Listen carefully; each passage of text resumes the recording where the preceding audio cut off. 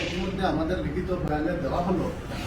তার পাশাপাশি দু তিনটা কথা আমি স্পষ্ট করে বলতে চাই। সাইট ক্লিয়ারেন্স বলতে একটা আমাদের সাধারণ ধারণা হয়, যেমন সাইট ক্লিয়ারেন্স মানে সবকিছু কেটে ক্লিয়ার করে দেওয়া, সেটা কিন্তু। नमस्कार, मैं हूं प्रभाकर मणि तिवारी। आप देख रहे हैं मेरा खास कार्यक्रम और मेरे चैनल पर।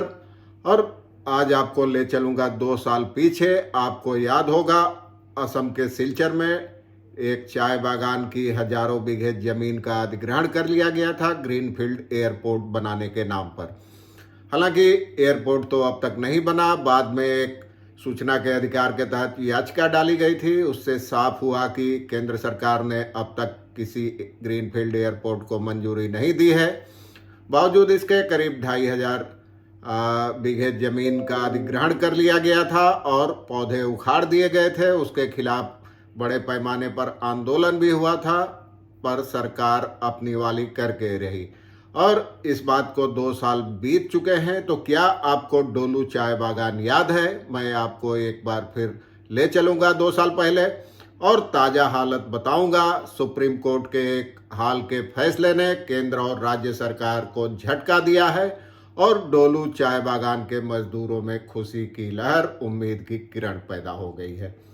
दरअसल सुप्रीम कोर्ट में मुख्य न्यायाधीश DY चंद्रचूड़ के नेतृत्व वाली एक खंडपीठ ने डोलू चाय बागान में यथास्थिति यानी स्टेटस को बनाए रखने का निर्देश दिया है और उसने राज्य सरकार से इस मुद्दे पर जवाब भी मांगा है कि आखिर पर्यावरण की समीक्षा के रिपोर्ट के बिना ही चाय बागान से हजारों पौधों को क्यों उखाड़ दिया गया। तो आज चर्चा करूंगा इसी पर विस्तार से। पिछली जो मेरे आपने पिछले वीडियो देखे होंगे, मैंने कई वीडियो बनाए थे इस आंदोलन पर, शुरू से ही कवर किया था। तो आज दिखाऊंगा आपको और इन तस्वीरों से आपको पता चल ही जाएगा। तो चलिए आज देखते हैं। आगे बढ़ने से पहले एक अनुरोध कि अगर आपको वीडियो जचे तो मेरे चैनल को सब्सक्राइब करें, लाइक करें, मित्रों के साथ शेयर करें। तो चलिए आगे देखते हैं क्या है पूरा मामला।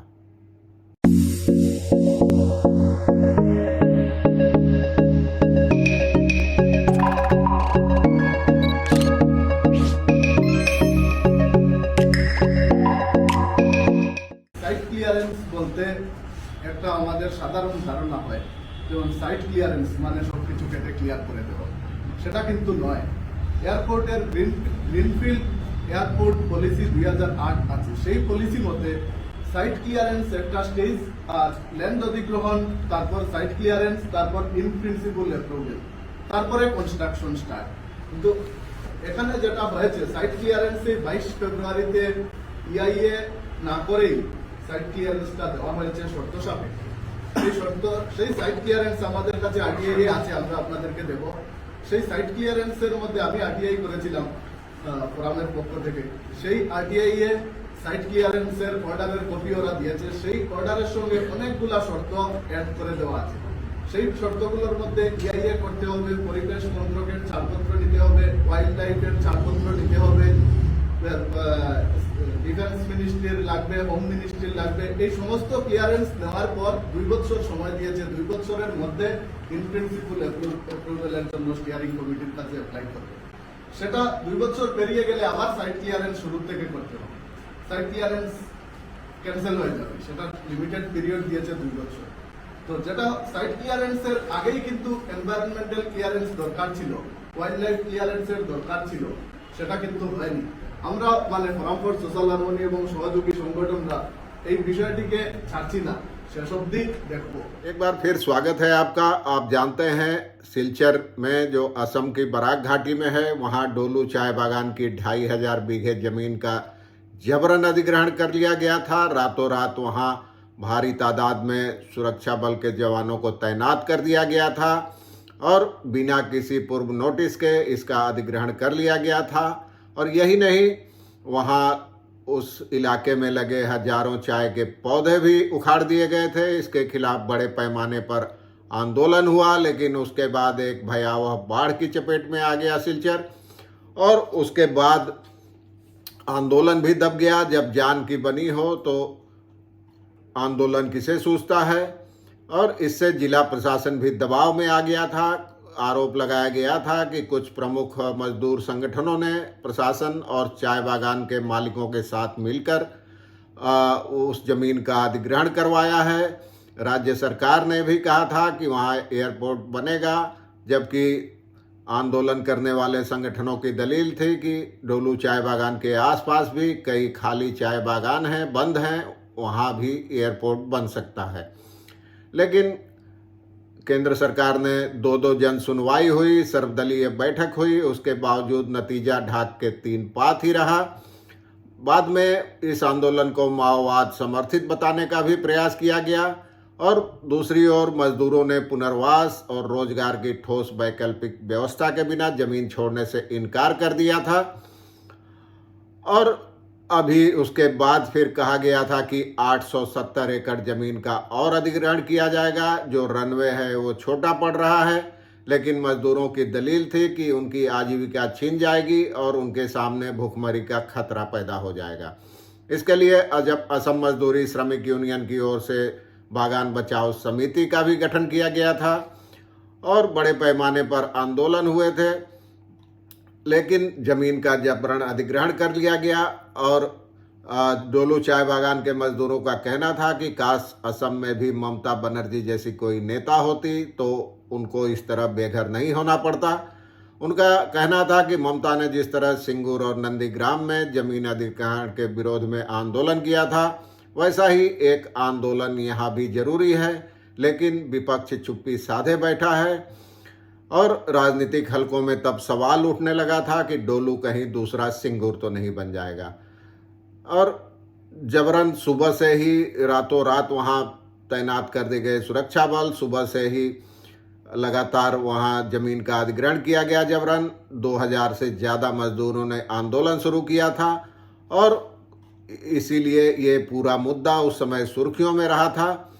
अब ताज़ा मामले में राज्य सरकार को झटका लगा है, केंद्र को भी एक झटका लगा है। वहाँ एयरपोर्ट बनाने की जो मुहिम थी उनकी, सुप्रीम कोर्ट ने कछार के डोलू चाय बागान में यथास्थिति स्टेटस को बनाए रखने का निर्देश किया है और उन्होंने कहा है कि आखिर कोई एनवायरनमेंट इम्पैक्ट असेसमेंट नहीं हुई और इसके बिना आखिर ग्रीनफील्ड एयरपोर्ट बनाने के लिए चाय बागान के हजारों पौधे क्यों उड़ा दिए गए। इस मुद्दे पर अदालत ने राज्य सरकार से निर्देश भी मांगा है और ये फैसला सत्तारूढ़ भाजपा के लिए एक बड़ा झटका माना जा रहा है, क्योंकि मुख्यमंत्री से हिमंत बिस्वा शर्मा से लेकर इलाके के बीजेपी के नेता और सांसद सब लोग दावा कर रहे थे कि सिलचर में एक ग्रीनफील्ड एयरपोर्ट बनेगा और इससे इलाके के विकास की गति तेज होगी। इस मुद्दे पर तापस गुहा और दूसरे लोगों ने मामला किया था और अब अदालत ने तमाम संबंधित पक्षों को इसके लिए नोटिस जारी की है और जवाब देने को कहा है। तो ये मामला अब धीरे धीरे आगे बढ़ रहा है, देखा जाए क्या होता है। और इस इम्पैक्ट रिपोर्ट की भी, पर्यावरण रिपोर्ट की भी समीक्षा की जा रही है और प्रस्तावित एयरपोर्ट के लिए अब तक पर्यावरण का जो मंजूरी होती है वो भी नहीं मिली है। अब इनकी ओर से प्रशांत भूषण ने मुकदमा लड़ा था और उनका आरोप है कि नेशनल ग्रीन ट्रिब्यूनल ने यह फैसला लेने में काफ़ी गलती की है, क्योंकि कोई भी एयरपोर्ट बनाने के लिए पर्यावरण की मंजूरी जरूरी है और पहले ही एनजीटी से अनुरोध किया था डोलू के तमाम आंदोलनकारियों ने कि जब तक पर्यावरण की मंजूरी नहीं मिल जाए तब तक चाय बागान पर एयरपोर्ट बनाने का काम आगे नहीं बढ़ना चाहिए। और 12 मई को 2022 को रातों रात हजारों पौधे उखाड़ दिए गए थे। वहाँ अब एनजीटी से भी ये मांग की गई थी आंदोलनकारियों की ओर से कि वहाँ नए पौधे लगाए जाएं। लाखों पेड़ उखाड़ दिए गए, इससे इलाके का पर्यावरण भी नष्ट होगा। दूसरी ओर एयरपोर्ट अथॉरिटी ऑफ इंडिया ने 2008 साल की ग्रीनफील्ड एयरपोर्ट की नीति के तहत डोलू चाय बागान में साइट क्लियरेंस के लिए आवेदन पत्र जमा किया था पर्यावरण विमान परिवहन मंत्रालय के पास, नागरिक उड्डयन मंत्रालय के पास, लेकिन वकील प्रशांत भूषण ने अदालत में कहा कि सरकार पर्यावरण की मंजूरी के बिना ही जिस तरह साइट क्लियरेंस मांग रही है और लाखों पौधों को उखाड़ फेंका गया है वह कानून का उल्लंघन है।